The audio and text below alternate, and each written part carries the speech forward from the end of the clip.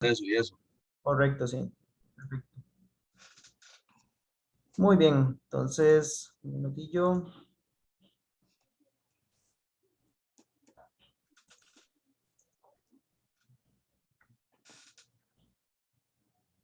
Profe, lo de la lectura de Salazar Bondi solo se entregaba uno por grupo, ¿verdad? Es correcto, sí. Uno por equipo, exactamente. Ujú.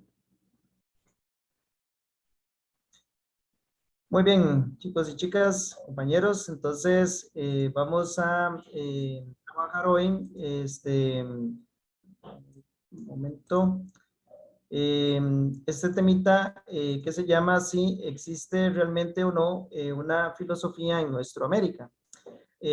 Dentro de, digamos, del ámbito filosófico, existen diferentes temáticas, ¿verdad? Por ejemplo, está la filosofía del lenguaje, está la filosofía de la ciencia, está también la filosofía política, la ética filosófica, ¿verdad? Entonces, hay muchas ramificaciones y uno de los temas que se trabaja es el tema también de la filosofía en América Latina. Entonces, partimos de esta pregunta. ¿Existe una filosofía en nuestra América, sí o no? ¿Qué piensan ustedes? Primero partiendo de esa pregunta. A ver, ¿qué piensan ustedes? ¿Existe pensamiento latinoamericano o todo lo que pensamos es copia de lo que dicen los europeos? Profe, yo opino que claro que hay, y la filosofía que es buena acá no es a la occidental de los europeos, debido a que lo que vivimos acá es diferente. La filosofía que es americana, que es buena, es la que no copia, sí, la que no copia lo occidental. Ok, muy bien, eso es lo que indica Diego. Ok, perfecto. Entonces, frente a esta respuesta de Diego, que está muy bien, ¿qué filósofos latinoamericanos conocen ustedes? Por ejemplo, ¿qué pensadores latinoamericanos destacan? ¿Alguno me puede decir? ¿Alguien?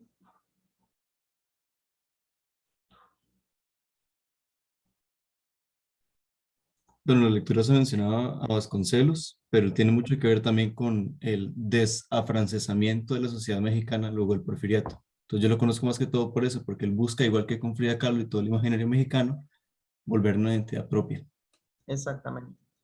Y sucede algo muy interesante, ¿verdad? En realidad sí tenemos varios pensadores latinoamericanos, pero muchos de ellos son incluso mestizos, es decir, muchos son de padres alemanes o padres franceses eh, o padres españoles. Entonces, lo que pasa es que nacen acá, digamos que nacen en América, pero todo el proceso de formación o todo lo que han recibido ha sido europeo, ¿verdad? Entonces, Profe, adelante. en las lecturas decía que eso no estaba mal, que más bien se pueden agarrar técnicas de Europa para sacar nuestra propia filosofía y, claro, teniendo nuestros propias raíces, pero usando las técnicas que ellos usan. Exactamente, sí. De hecho, porque, por ejemplo, la mayor parte de filosofía que ustedes, bueno, van a conocer, obviamente en el caso de ustedes que no están en la carrera de filosofía es menos, pero la que llevan los muchachos y muchachas que estudian la carrera de filosofía, la mayor parte es filosofía extranjera, ¿no?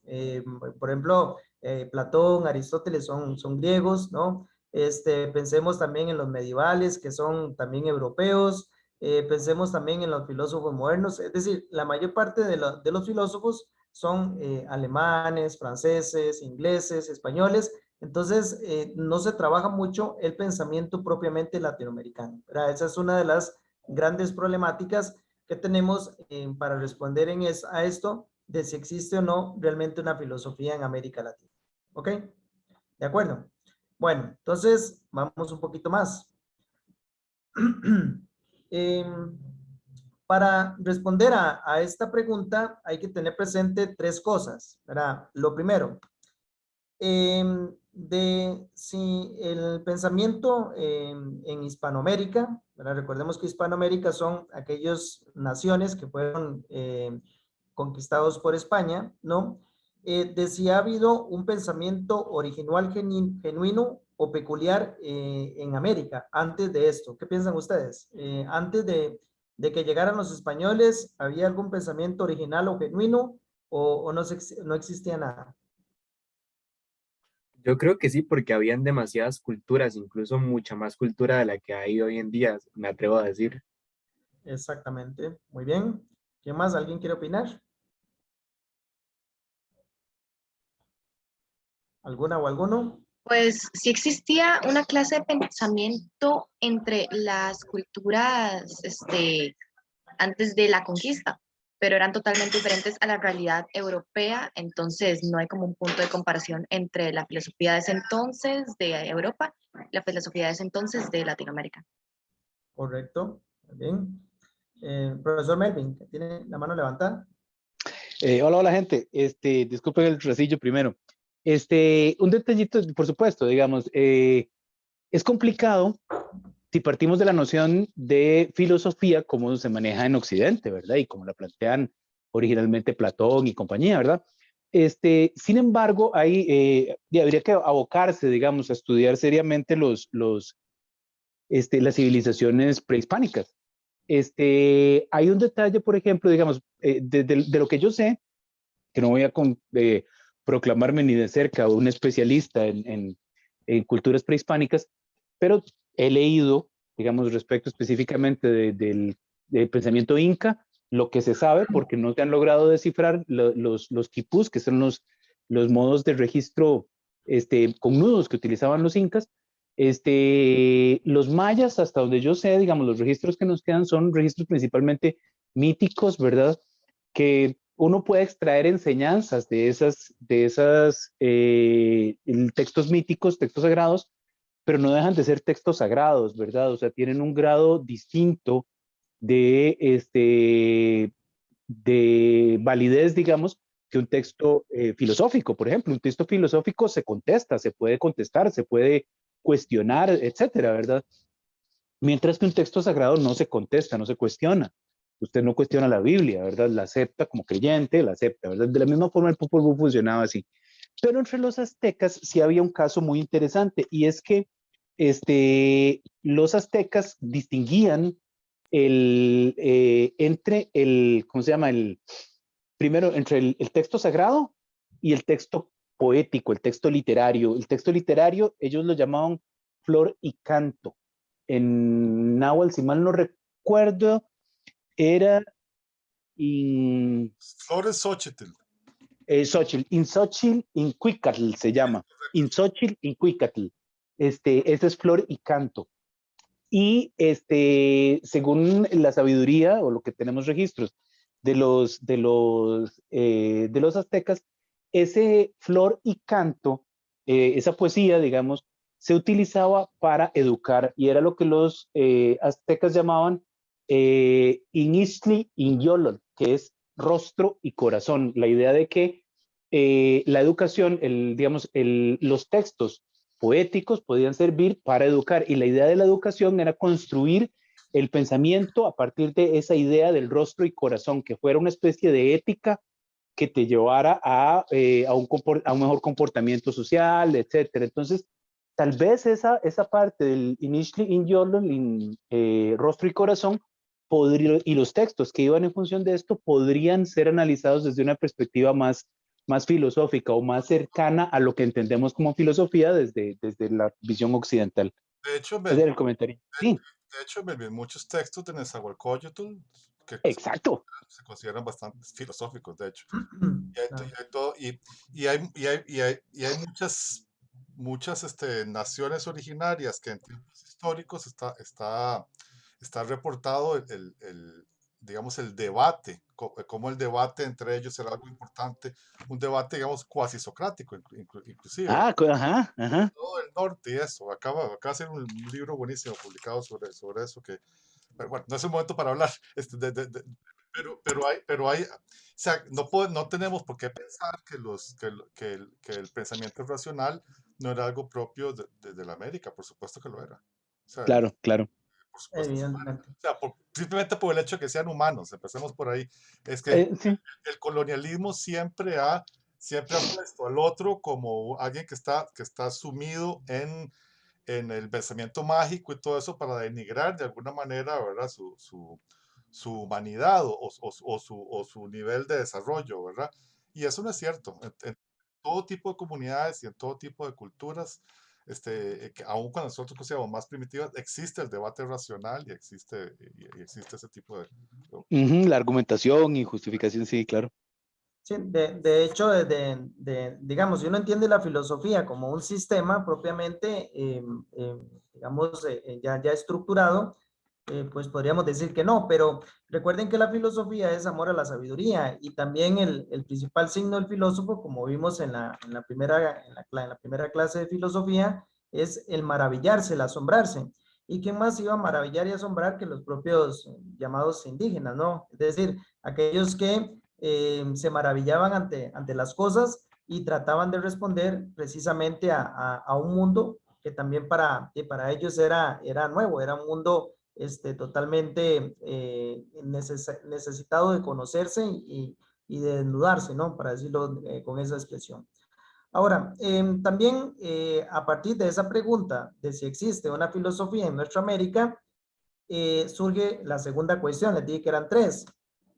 La segunda cuestión es cómo debe ser esa filosofía nuestra, ¿verdad? Si es una filosofía, por ejemplo, igual que la alemana, por ejemplo, si ustedes toman libros de filosofía de, no sé, de Hegel, de Husserl, de Heidegger, o sea, estoy citando algunos filósofos alemanes, es una filosofía como muy estructurada y muy difícil de comprender porque empiezan hablando una cosa y terminan con otra, y los alemanes son así, dicen tienen que entenderme a la fuerza, ¿verdad? Yo no tengo que explicarme, sino que ellos me entiendan, ¿no? La filosofía latinoamericana, ¿cómo debería ser? Más o menos es una filosofía como propone el marxismo, es una filosofía de la liberación, digamos. Es una filosofía que responde a problemas concretos, es decir, si la filosofía europea es una filosofía más teorética, más trascendental, digamos, de estar resolviendo problemas como el ser y no ser, por ejemplo, el dilema, ¿no? La filosofía latinoamericana ha sido una filosofía de responder a ciertas situaciones concretas, empezando por el problema de la colonia o la conquista, que ponía aquí también el profesor Jorge, exactamente con la teoría de la colonialidad. ¿Ok? Entonces, esa sería una segunda cuestión.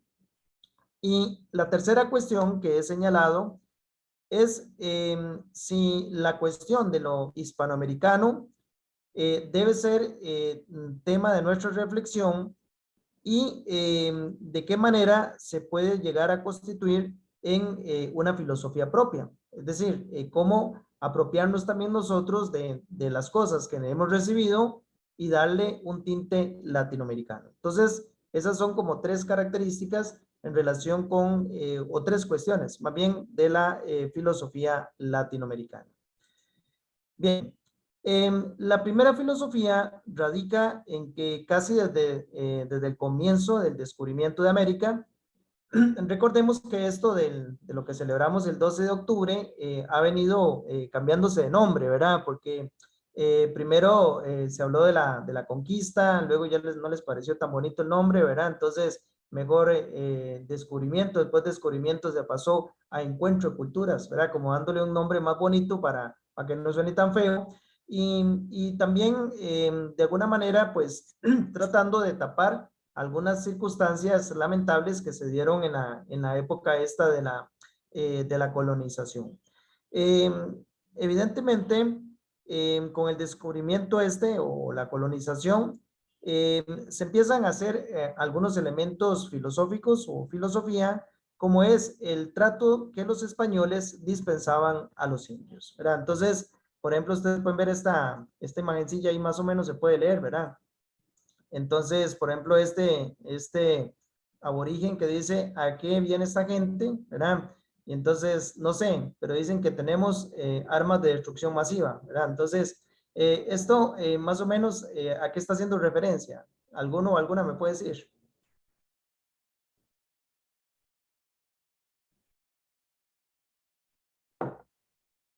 ¿Alguno o alguna puede decir? Ninguno. Fíjense que por lo menos así lo dice el filósofo Peter Singer, un filósofo estadounidense, bueno, trabaja en Estados Unidos, Y Peter Singer escribió un libro sobre George Bush que se llama El presidente del bien y el mal. Cuando George Bush decidió atacar Irak, el argumento era que existían armas de destrucción masiva, más o menos. Era el argumento cuando en realidad nunca se encontraron ese tipo de armas. Ahora, por ejemplo, también en la situación Ucrania y Rusia, los rusos siempre dicen que es que van contra el nazismo, no sé qué, ¿verdad?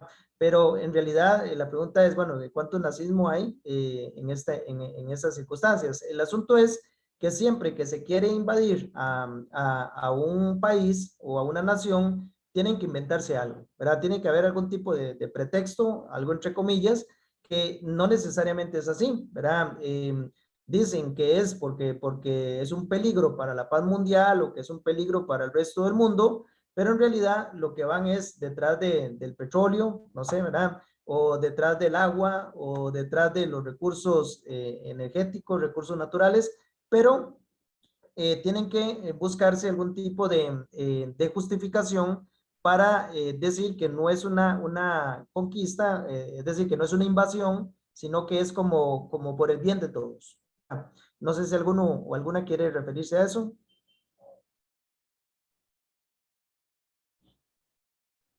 ¿Listo? Bueno, seguimos. Ahora, la lejanía de España facilitaba la reincidencia en este tipo de abusos. Ello producía mucho maltrato por parte de aquellos que se llamaban los encomenderos. ¿Alguien sabe qué eran las encomiendas? Chicos y chicas. ¿Alguno o alguna sabe? No. ¿No? ¿Ok?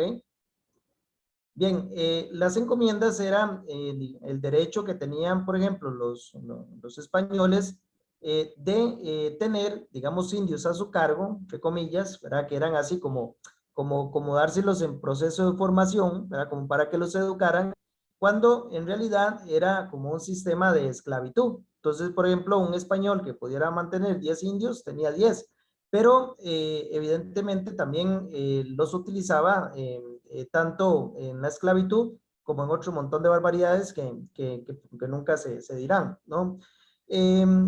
Entonces, aquí vamos a tener figuras interesantes como por ejemplo Bartolomé de las Casas, no sé si lo habrán escuchado, famoso Fray Bartolomé de las Casas, que por un lado, digamos, viene a ser una voz desde América, digamos que puede ser una filosofía de la defensa del indio, porque evidentemente él empieza a escribir, ¿verdad?, contra los abusos que están recibiendo los indios y toda la esclavitud que se les está realizando. Pero por otro lado, también tenía indios a su cargo, es decir, tenía encomiendas. Entonces, por un lado se critica, más bien se critica el doble discurso de Bartolomé, ¿verdad? ¿verdad? Por un lado, tener indios como esclavos y por otro lado estarlos defendiendo. En este caso, una de las principales discusiones desde el punto de vista, llamémoslo así, teológico, filosófico, era quiénes eran los indios. Incluso desde el punto de vista antropológico, se empezó a dudar si el indio podía ser categorizado como persona o no. O sea, si podía ser llamado persona o no, o si era inferior, en este caso, a las otras personas que estaban viniendo, los extranjeros. Entonces, se empieza a hablar sobre el tema de si el indio tiene o no tiene alma, ¿verdad? Es uno de los elementos que se empieza a trabajar por ahí. ¿Ok? Vamos a ir más allá. Bien, entonces, el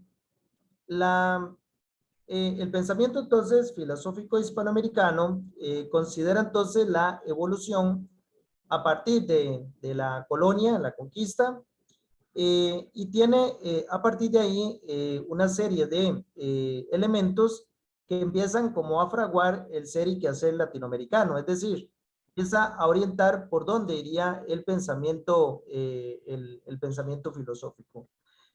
Dejando sobre todo en la sombra o dejando en el olvido el rico pasado cultural de los pueblos indígenas. Lamentablemente, se conserva poco, ¿verdad? De todas maneras, igual a los nuevos inquilinos, es decir, a quienes vinieron a ocupar estas tierras, no les interesaba que se conocieran demasiado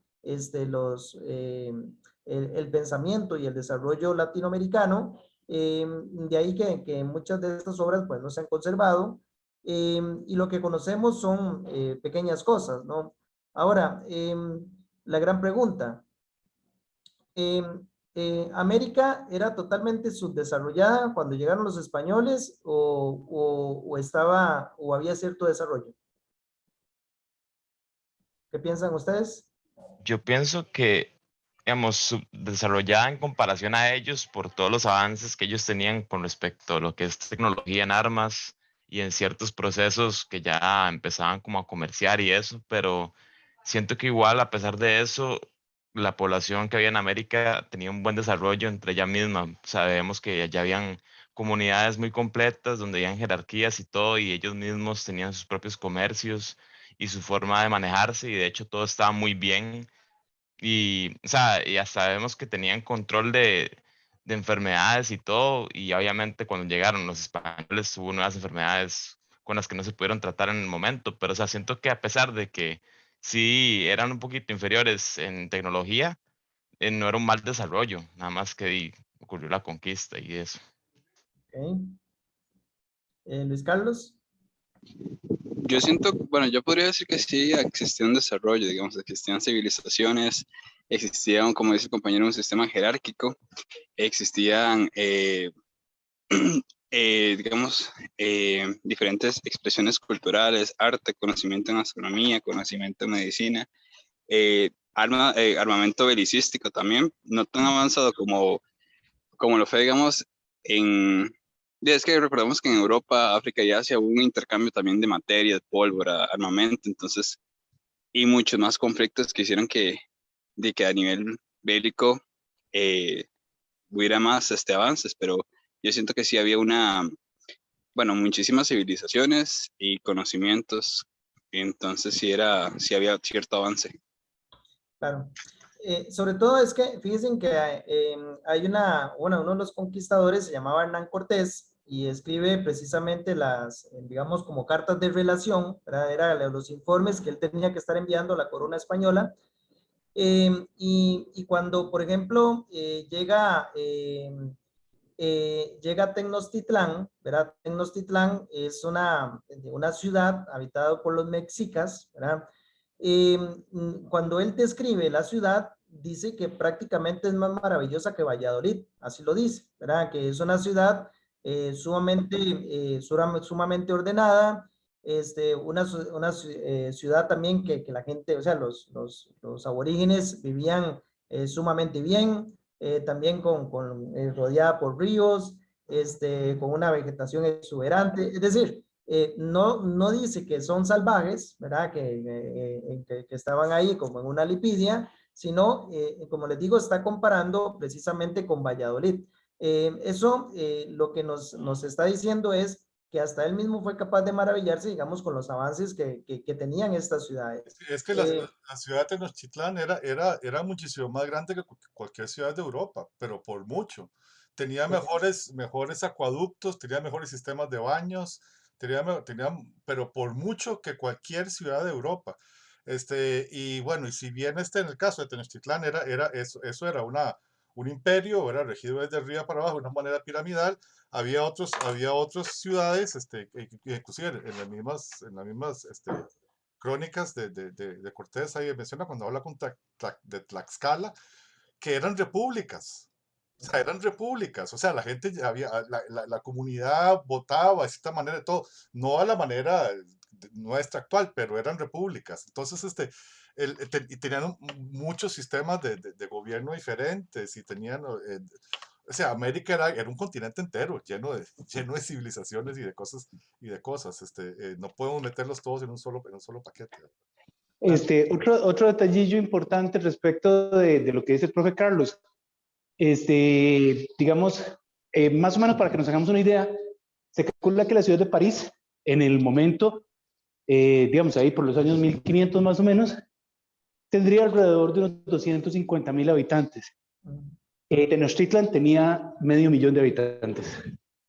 No solo eso, era una ciudad construida sobre un lago, con cuadras flotantes, se llamaban chinampas, es un tipo de tecnología que desarrollan los aztecas, y al estar en medio de un lago era virtualmente inexpugnable. Cualquiera que les tratara de atacar difícilmente lo lograban. De hecho, Cortés lo hace logra destruir la ciudad porque desarma sus barcos, que los tenía en Veracruz, se traen los barcos desarmados, los arman en el lago y agarran a cañonazos la ciudad.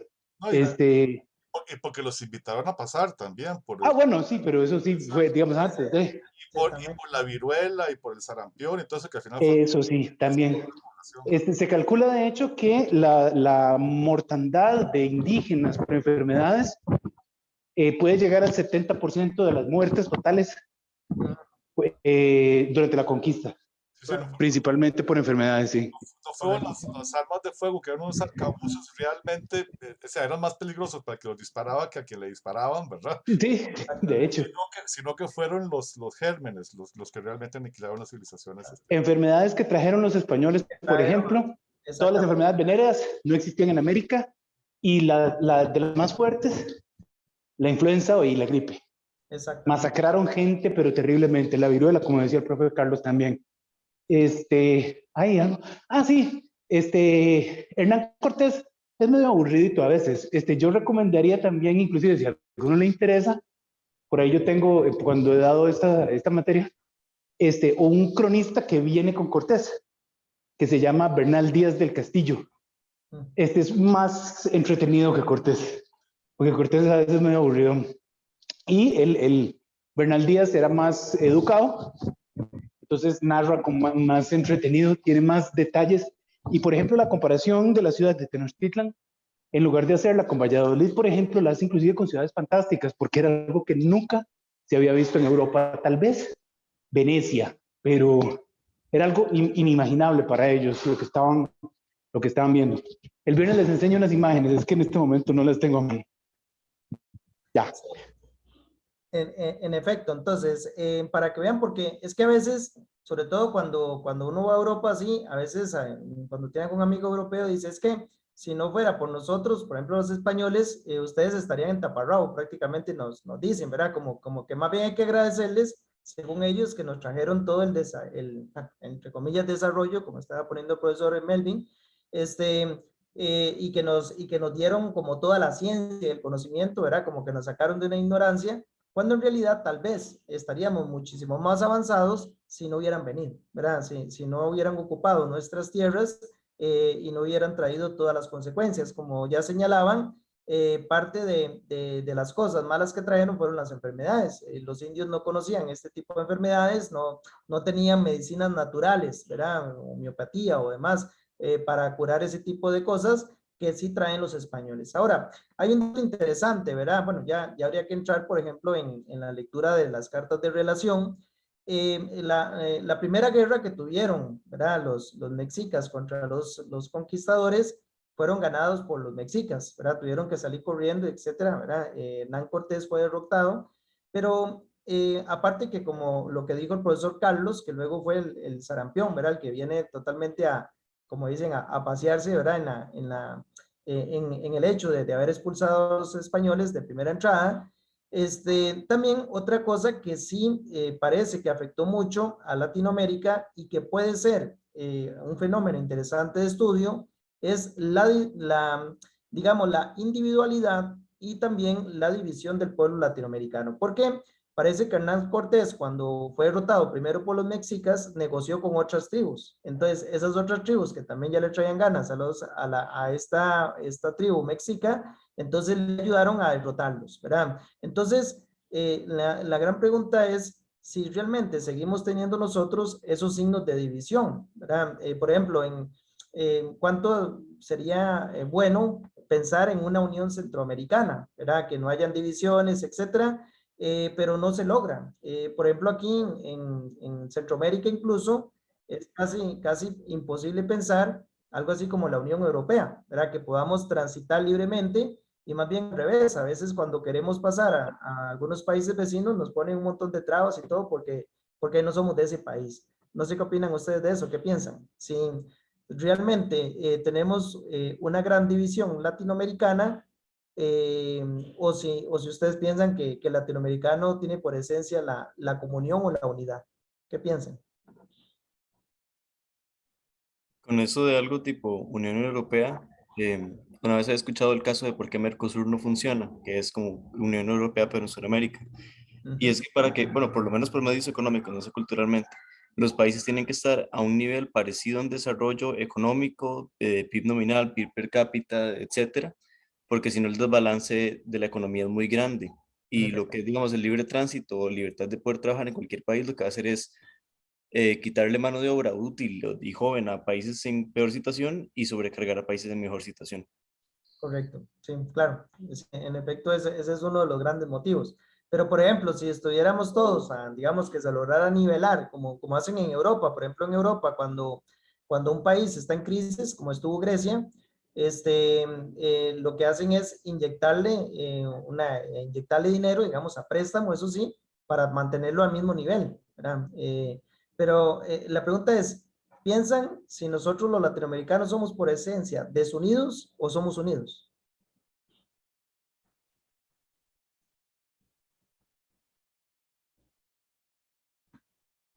A ver, chicos y chicas, ¿qué piensan? Quizás no es que seamos desunidos, sino es que somos muy nacionalistas. Entonces hay como una clase de competencia interna en Latinoamérica. Entonces siento yo que es difícil como llegar a alguna clase de unión por esa misma competencia. Claro. Ahora, el nacionalismo no es que vaya a impedir la unión, porque, por ejemplo, pensando en la Unión Europea, digamos, los europeos, cada uno, por ejemplo, los franceses, son franceses y franceses, y no se llevan para nada con los italianos, ¿verdad? Entonces, ellos también son muy nacionalistas, igual que los españoles, ¿no? Es el continente de las guerras. Europa es el continente de las guerras. Exactamente. Eso mismo. Nacionalistas son, ¿verdad? Pero lograron hacer esto, que realmente, como por ejemplo a nivel económico, e incluso unificación de la moneda, como el euro, a nivel del libre tránsito, eso de que si usted, por ejemplo, que usted puede pasar en su carro por todos los países, España, Francia, Alemania, etcétera, esto a veces se ve muy difícil, como parte, digamos, de la esencia latinoamericana, como dice acá, como pregunta acá el profesor Melvin. Entonces, eso es parte de la discusión que han tenido los filósofos. Bueno, vamos por acá. Por Gabriel, ejemplo, adelante, sí. sí, perdona, no, y de hecho, eh, los sectores que más suponen a un proyecto de unión, digamos, o por lo menos de ser más liberales en el tránsito entre la población de Centroamérica son en Costa Rica los más nacionalistas, que más presumen el tema de la excepcionalidad costarricense, es decir, de que Costa Rica es un país que está muy por encima en índices de derechos humanos, en índices de desarrollo humano a nivel centroamericano que el resto de los demás, digamos, con toda esta discursiva de que del San Juan para arriba lo que hay son puros indios, cholos, negros, incivilizados, pobreza, guerra, masacres, subdesarrollo y que nosotros somos muy diferentes. Pero más allá de esa narrativa ultranacionalista y esa narrativa profundamente xenofóbica, que pues incentiva muchísimo el odio entre las naciones y el odio de Costa Rica con el resto de Centroamérica, lo que hay que ver es que al paso que va Costa Rica en estos momentos, con los recientes gobiernos y con el gobierno que viene, en muy poquito tiempo Costa Rica va a tener que dejar de presumir la excepcionalidad y va a tener que dejar de presumir una gran cantidad de características supuestamente perfectas y excepcionales que tenemos porque nos estamos convirtiendo en el mismo mierdero básicamente que todo Centroamérica. ¿Por qué? Porque la población costarricense que hoy en día está apoyando estos gobiernos son los que más aplauden que esos gobiernos destruyan las instituciones sociales y destruyan las estructuras sociales económicas, sobre todo las instituciones y los trabajadores de esas instituciones que han logrado hacer este país en 70 años distinto y diferente a todo, digamos, de alguna manera un poco distinto y diferente al resto de Centroamérica, de América Latina, porque efectivamente es cierto, no es un mito, que Costa Rica durante 30 años, 40 años logró muy buenos índices de desarrollo humano, y eso nos diferenció un poco de los índices de desarrollo humano centroamericanos, que además estaban en guerra y en revolución, mientras nosotros, digamos, consolidábamos nuestra democracia burguesa, pero democracia al fin, ni modo. Y pues todo lo que hemos presumido y todo lo que nos hemos diferenciado y que nos ha hecho sentirnos patriotas, orgullosos y toda esta babosada nacionalista, que ahora vamos a hablar de eso en la clase de historia justamente, no se nos puede acabar muy rápido. Es decir, lo que estoy advirtiendo y lo que ha advertido una gran cantidad de especialistas de estos temas, yo no lo estoy inventando, los que trabajan en el Estado de la Nación, los que trabajan en las universidades del Estado, en ámbito de investigación, lo que han dicho es que al paso acelerado en que vamos destruyendo las conquistas sociales, los derechos sociales y las instituciones de este país que nos han hecho un poco mejores en índices de desarrollo, pues entonces de aquí a 10 años no vamos a presumir nada y ahí sí podríamos entonces homogenizar todo, porque entonces los índices de violencia y de pobreza y desigualdad que está teniendo Costa Rica recientemente ya se está acercando al resto de Centroamérica. Entonces, bueno, toda esa narrativa patriotera se va a ir al carajo, por decirlo así. Correcto, sí. Sí, eso es parte, digamos, el orgullo, el nacionalismo, ese es el chauvinismo exagerado. Ese tipo de cosas perjudican la unión centroamericana y latinoamericana, ¿verdad? Para hablar en esos aspectos. Bueno, entonces acá, como vemos, vienen los cuestionantes, ¿verdad? Si vienen, por ejemplo, a ayudarnos, entonces, como pregunta este aborigen, ¿verdad? ¿Y para qué la espada? ¿Verdad? ¿Para qué se vienen supuestamente a ayudarnos?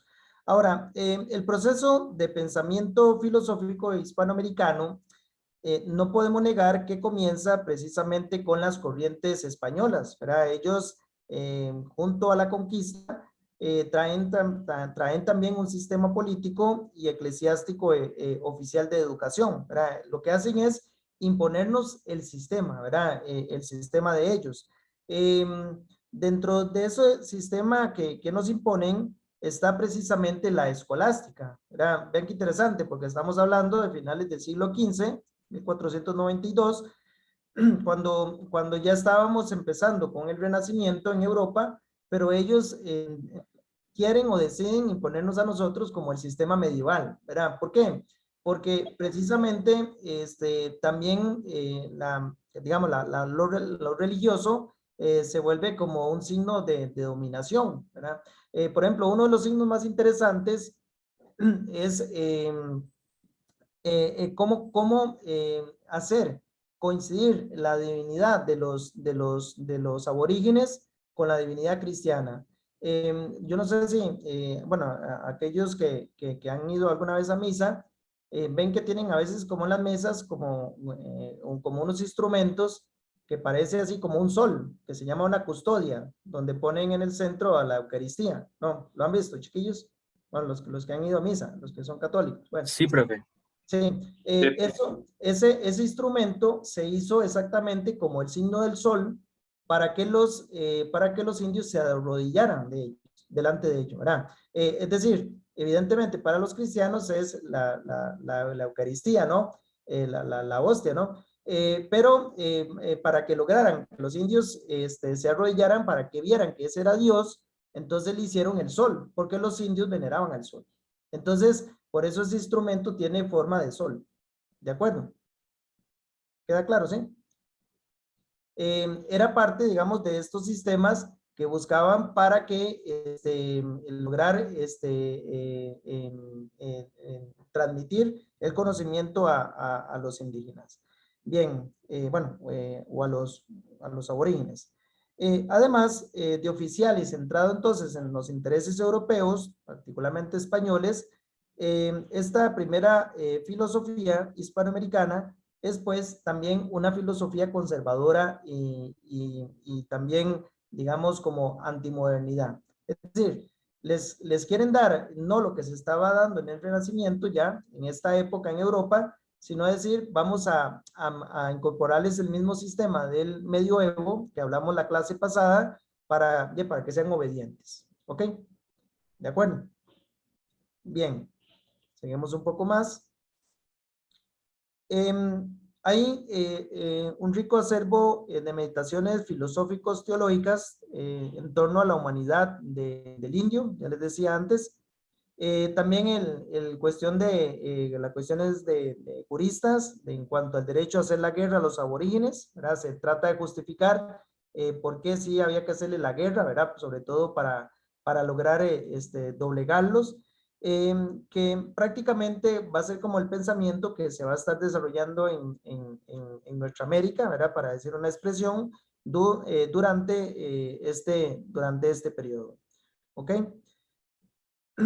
Bien.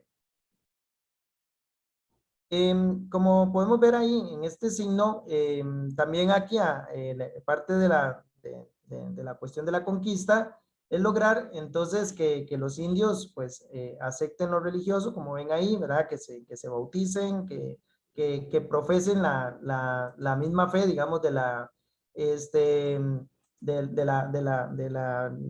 nuevo, digamos, del país conquistador o del nuevo pueblo conquistador. Bueno, vamos un poquito más.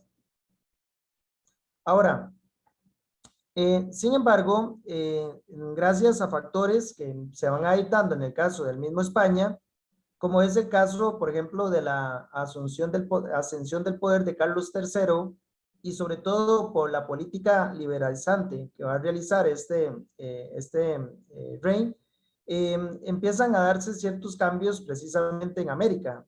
También con escritos, como ya esto es en el siglo XVIII, escritos como el reformador Benito Feijó, el padre Benito Feijó, y también por elementos externos como los viajes de Alexander von Humboldt, ¿no? Y también las expediciones que se realizan desde la Academia de París. Entonces ya empiezan a hacerse presente en América ideas y corrientes filosóficas contrarias a la escolástica, ¿verdad?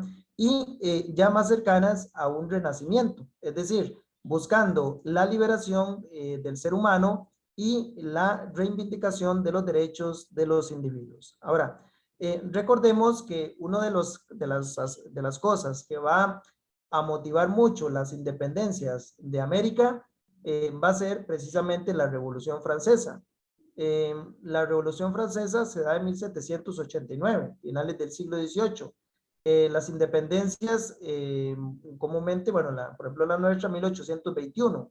Entonces, gracias a estos movimientos liberalizantes, o a estos movimientos que buscan la reivindicación de los derechos de los individuos, entonces ya empieza a crearse también esa necesidad de reivindicación en el ser humano. Ahora, las instituciones educacionales o educativas más bien y culturales se van renovando precisamente con políticas nuevas, ¿verdad? Por ejemplo, los famosos colegios carolinos, ¿verdad? Que son estos colegios, sobre todo, por ejemplo, en Chile, creo que en Argentina, ¿verdad? Que hay algunos de estos, que la idea es, bueno, evidentemente siempre eran para las clases altas, las clases económicas, pero empieza a darse como ese sentido primero filantrópico, ¿verdad? De interesarse por el mal del otro, digamos, del que está a la par.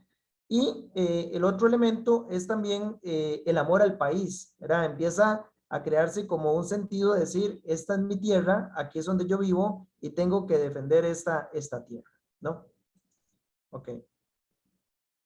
Entonces, se da un despertar de la conciencia crítica y un primer esbozo de reconocimiento de la identidad nacional americana, que precisamente son perceptibles en este tipo de fenómenos, ¿verdad? Ya cuando empiezan a levantarse en armas, cuando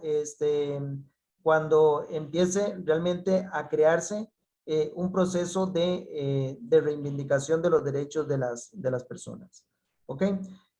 Aquí se abre entonces esta nueva etapa, que es una etapa de filosofía, ya no escolástica, sino de una filosofía de cuestionamiento y de crítica. ¿Ok? Hasta aquí vamos bien. Chicos y chicas, ¿alguna pregunta, comentario? Todo bien, profe. Todo bien. Bueno, bien, entonces, un primer periodo de la evolución después de la independencia estará marcado más o menos hasta el año 1870, que parte de lo que es la revolución emancipadora, esto que les he venido comentando, y es un periodo que coincide con el romanticismo, por lo que se le suele llamar de 1821, se le puede denominar precisamente como la etapa romántica, ¿verdad? Aquí predominan precisamente las filosofías ideológicas, ¿verdad? Que hoy también están en auge, la filosofía de la ideología, que sobre todo con el sensualismo francés, por ejemplo, también el sentido común de la escuela escocesa, ¿verdad? Que son evidentemente herencias europeas. También tenemos el idealismo alemán, ¿verdad? Que son corrientes que empiezan a estar presentes aquí en nuestra América. A partir de esto empiezan a crearse dos principales partidos en América, que ya los ha comentado bastante el profesor Jorge en sus clases, que es la línea liberal y la línea conservadora, ¿verdad? Entonces, siempre aquellos que quieren regresar antaño, digamos, como cuando éramos colonias de España y conservar la misma estructura, el mismo orden, y los que quieren darle un aire nuevo a nuestra América. Por ahí ven, por ejemplo, este cuadrillo de 1870, como les decía, donde se da, por ejemplo, la revolución industrial, entonces un antes y un después, ¿verdad? Entre el mundo capitalista y la modernización, ¿verdad? Ahí lo pueden ver. Y sobre todo, como les decía, hasta acá va a ser una época propiamente de revoluciones y de necesidad de cambios. Bien, posteriormente a 1870 o a finales del siglo XIX, se empieza a trabajar el socialismo utópico y el pensamiento anarquista, ¿no? Sobre todo será la última década del siglo XIX donde empieza a darse este tipo de filosofía que se llama el positivismo. Ahora, el positivismo es una filosofía que funda este personaje, este que está aquí, bueno, si se puede ver más o menos la foto. Este se llama Augusto Comte, ¿verdad? Que funda el positivismo y que en grandes rasgos lo que va a enseñar es una línea materialista y experimental, ¿verdad? Augusto Comte, por ejemplo, señala que el proceso de aprendizaje a veces es de prueba y error, ¿no? Para llegar precisamente a conclusiones válidas. Entonces, aquí damos algunos elementos. Primero, es una corriente de pensamiento que surge a finales del siglo que surgió en Europa durante el siglo XIX, precisado y popularizado por Augusto Comte, aquí lo tenemos, ¿verdad? La fecha de él, y vemos, por ejemplo, esta frase de Augusto Comte, esta de acá. Dice, los hombres olvidan siempre que la felicidad humana es una disposición de la mente y no condiciones de circunstancias, ¿verdad? Entonces, la libertad no es solamente digamos, no estar detrás de rejas. La libertad también es una cuestión mental, porque hay muchas personas que no están en rejas, pero siguen esclavizados, ¿verdad? Siguen esclavizados precisamente de sus ideologías, de sus pensamientos, de sus estructuras, de no lograr dar un avance precisamente en su liberación. Voy a poner, por ejemplo, un ejemplo, y tal vez aquí me gustaría que comentemos. Por ejemplo, ahora con el tema del género, ¿no? Sobre todo de los grupos feministas, la situación es que muchas mujeres todavía siguen defendiendo el ideal conservador. Y muchas que se consideran que son libres, pero aún así no logran liberarse de las mismas cadenas que las tienen amarradas o las tienen atadas, ¿verdad? Entonces, lo que está diciendo Augusto Comte es, no solamente es decir que tenemos ya, digamos, el proceso, sino es cambiar de mentalidad. ¿Me explico o no? Chicos y chicas. ¿Queda claro? Sí. Sí. Ok. Bueno. Luego, para ir haciendo este recorrido, al lado precisamente de Comte, vamos a tener también a Herbert Spencer, bueno, ahí más o menos se ven, quien sobre todo va a a darnos el concepto de evolución, ¿verdad? Tanto evolución desde el punto de vista físico como desde el punto de vista social.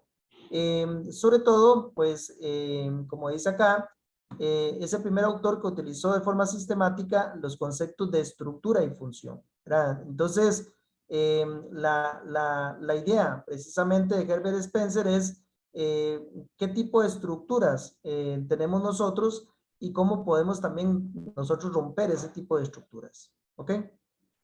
Bueno.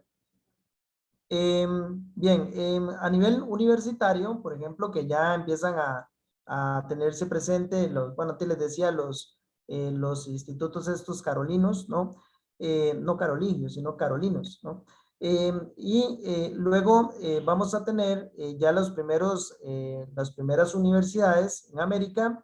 Dentro de los fundadores, por ejemplo, están en Argentina, o sea, hay muchos personajes, ¿no? Que antes les preguntaba que a quienes conocían. Por ejemplo, está Alejandro Korn, también el uruguayo, ese es argentino, ¿no? En Uruguay, Carlos Vaz Ferreira. En Chile, por ejemplo, Enrique Molina. En Perú, Alejandro de Ustúa. Y en México, por ejemplo, José Vasconcelos, como antes citó el compañero, y Antonio Caso. Ahora, unidos a estos, habría que hablar también de pensadores como José Enrique Rodó, Alfonso Reyes y Pedro Enrique Ureña. Es decir, personajes que evidentemente para nosotros son totalmente desconocidos, pero que son muy importantes a nivel del desarrollo del pensamiento latinoamericano. Aquí quería pues hacer un espacio y vamos a ver un minutito. Y quería irme aquí al final para ver este video un minuto. Ahora vamos a ver cómo está aquí el asunto. ¿Lo están viendo, chicos? ¿Sí, verdad? Sí, profe. Ok. Sí.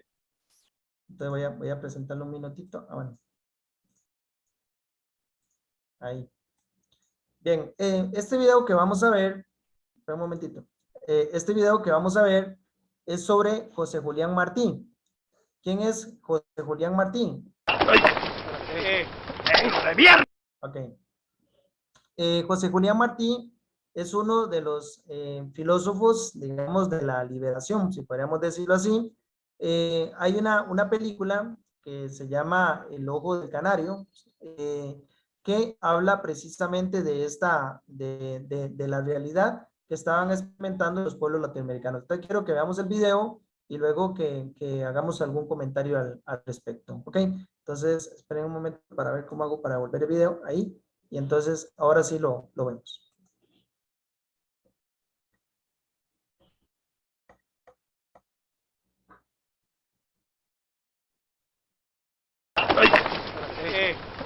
¡De mierda! ¡Mira lo que has hecho! Pide perdón. Yo soy libre y cubano, señor. Cubano. Arrodíllate y pide perdón. España es quien tiene que disculparse con nosotros. ¿Y tú quién eres?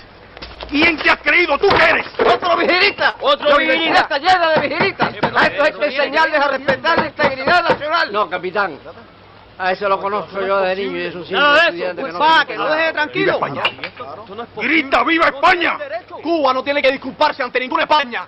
¡Cuba es española! ¡Y española mucha! ¿Qué española van a tener de nuevo? ¡Viva Cuba! ¡Grita, viva España! Está bueno ya. ¡Grita, viva España! ¡Te corto la lengua, pendejo! Está bueno ya, cojones.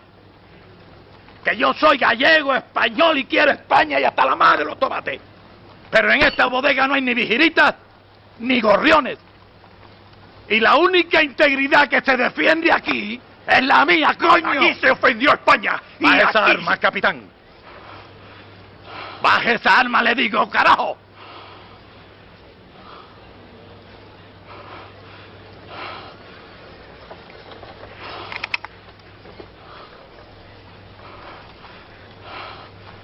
Esto no se va a quedar así. Aquí se ofendió España y la traición se castiga. Esto es una cueva de traidores y laborantes.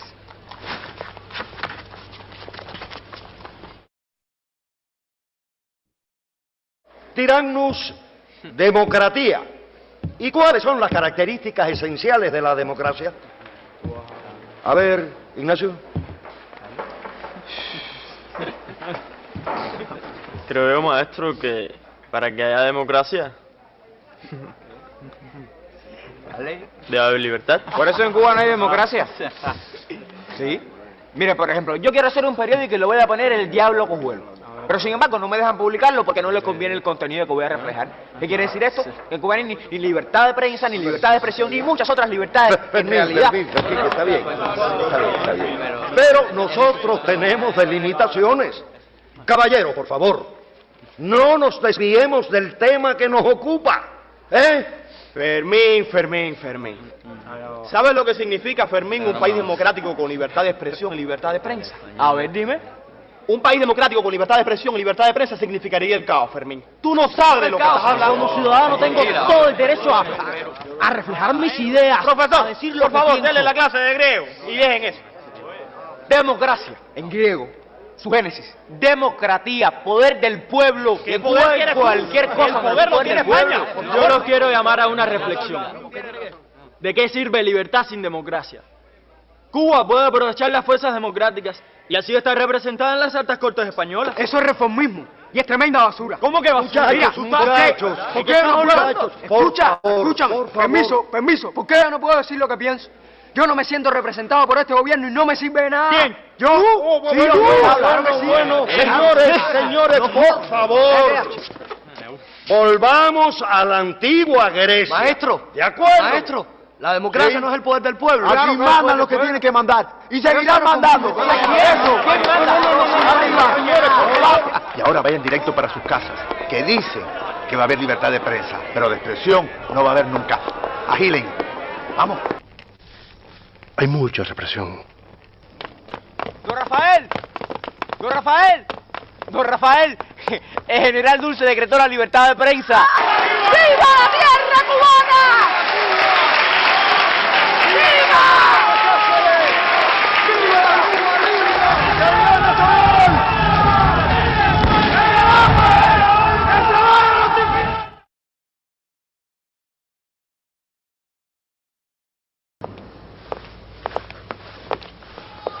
Se han llevado preso a Rafael. ¿Qué han dicho? No hay ningún cargo. Solo sus ideas.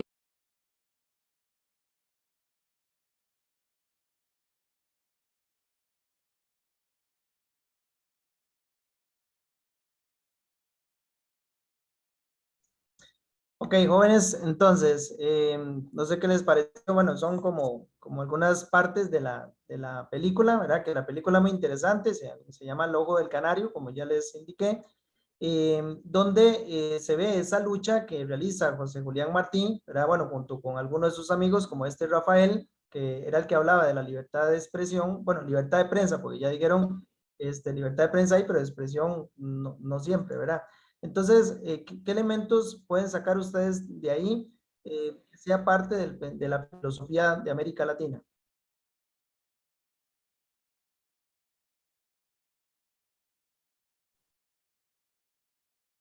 A ver, jóvenes. Profe, es que digamos, para mí, por ejemplo, me parece interesante porque menciona un montón todo el tema de la democracia y la libertad en sí, y digamos, eso es algo que en general en América Latina es un tema como bastante discutido y que en general, creo yo, la mayoría de América Latina tiene como una historia con esto. Entonces el que lo mencionen tanto, digamos, también muestra como todo el caos que se genera con los compañeros y todo esto, entonces, no sé, me parece como interesante. Claro, muy bien, perfecto. ¿Alguna o alguno otro que quiera hacer algún comentario?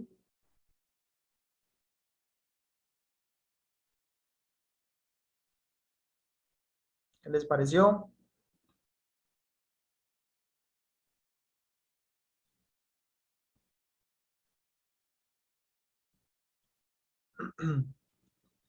Hoy por hoy se puede dar ese tipo de realidades o no? ¿Qué piensan ustedes?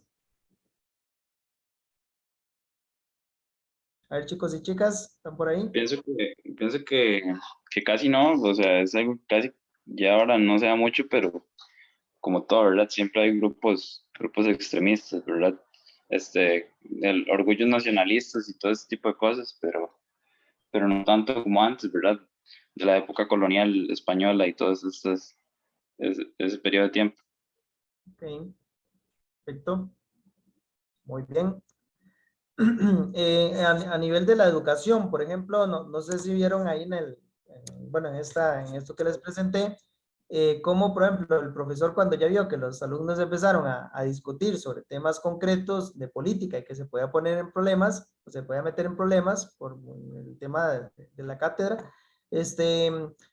vieron cómo de una vez dice, no, volvamos a la materia, o sea, volvamos otra vez a la discusión de los griegos, etcétera, ¿verdad? Que estaban viendo precisamente filosofía, para abandonar el tema porque vio que se estaba poniendo peligroso. No sé si lo notaron.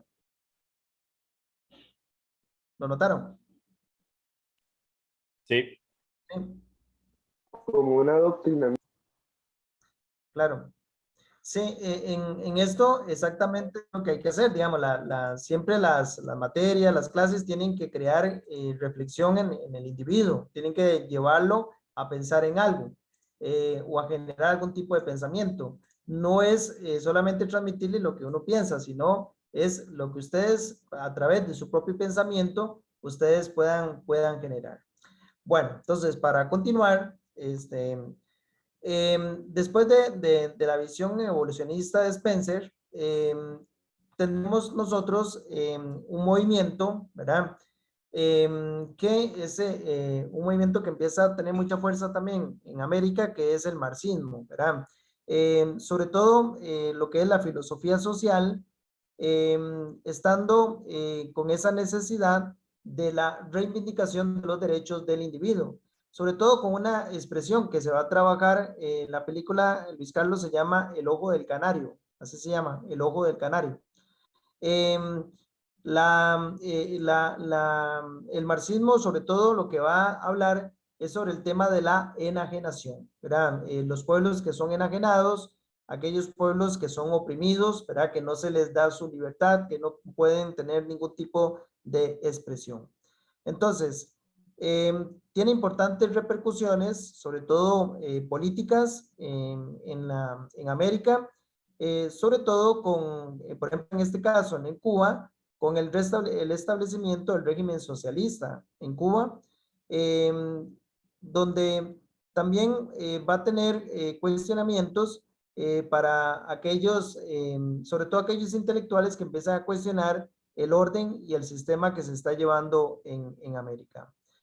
Bueno, antes les decía que se tuvo al principio la filosofía escolástica, pero luego se va a ir evolucionando hacia una filosofía tomista, ¿verdad? La filosofía neotomista, sobre todo que va a ser utilizada muchísimo en las universidades y en los colegios de orientación católica, ¿verdad? Eso sí, va a estar presente en esta realidad. Sí, como dice el profesor Jorge ahí en el comentario, Herbert Spencer es un darwinismo social, como les digo, es reconocer estructuras y cómo esas estructuras dominan al ser humano. No sé si ustedes han leído un autor que se llama Paul Ricoeur. Paul Ricoeur trabaja el tema del poder, ¿verdad? El poder es el signo, como por ejemplo esta imagen que estamos viendo acá, que precisamente es como ese golpe sobre la mesa que se da diciendo quién es el que manda y quién es el que obedece. Entonces, muchas de las estructuras sociales son estructuras de poder. Por ejemplo, lo que son los sistemas educativos a veces son estructuras de poder, ¿verdad? Donde hay uno que manda y el otro que obedece, ¿verdad? Las religiones son estructuras de poder, ¿verdad? Donde hay una jerarquía y los otros que también que tienen que seguir lo que diga la jerarquía. La política son estructuras de poder. Entonces, lo que evidencia Paul Ricoeur es que esas estructuras de poder, para que haya verdadera libertad, para que haya verdadero pensamiento, deben ser rotas, ¿verdad? Adelante, profesor. Sí, un detallito respecto de la historia de Cuba, porque puede sonar medio, como hay